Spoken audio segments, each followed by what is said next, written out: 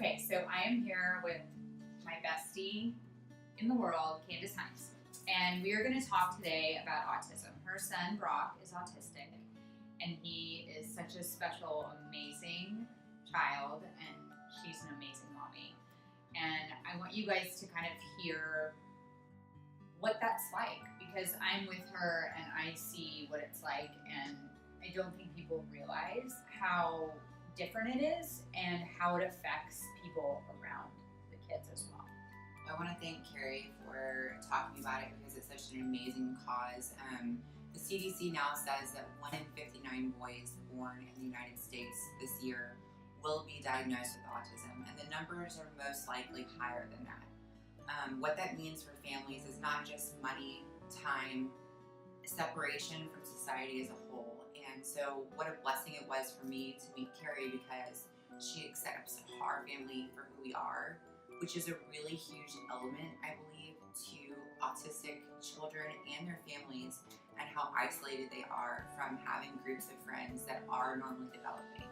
The number one thing that has helped my son has been being around normally developing children like Zuri, her daughter, and also going to a school where he is exposed to normally developing kids. I think the biggest thing to just recognize as people out there who, may not know anything about autism or know what it's like to experience it is just being there and accepting people and just having your kids play with their kids like that. And she came to me, and I mean, she didn't leave her house for like 2 years, her and her husband, because it was so hard for them to take. And it makes me sad because she just was crying all the time, and it was just so hard for them because they couldn't go out. I feel like a lot of people talk about autism awareness, and we talk about all the special gifts that come along with autism, and there are. Mm-hmm. These children are beautiful, they're bright, they're brilliant. Gifted. But for these families and these friend units that are surrounding them, it is a hard day in, day out. We're talking not sleeping through the night for 6 years. We're talking not leaving the house until you finally find someone who gets it and says, girl, you've got to get out of your house. You've got to go do something for yourself.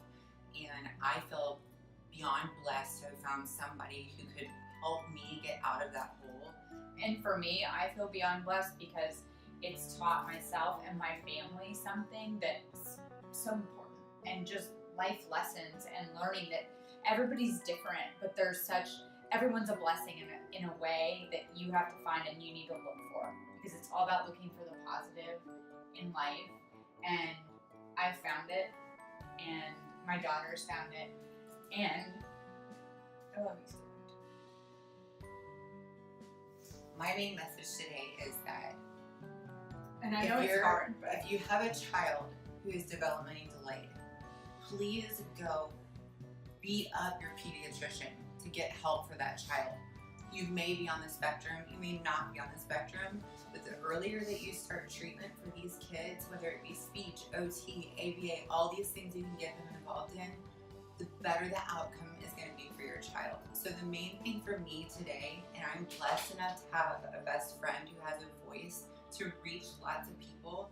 If you have 1 ounce of your mothering soul that there might be something different about your child, please go ask a professional. Please go get help. It's never gonna hurt.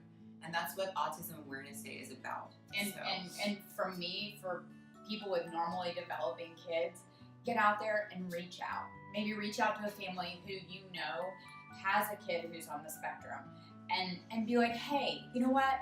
Let's do a play date. It's not gonna hurt you.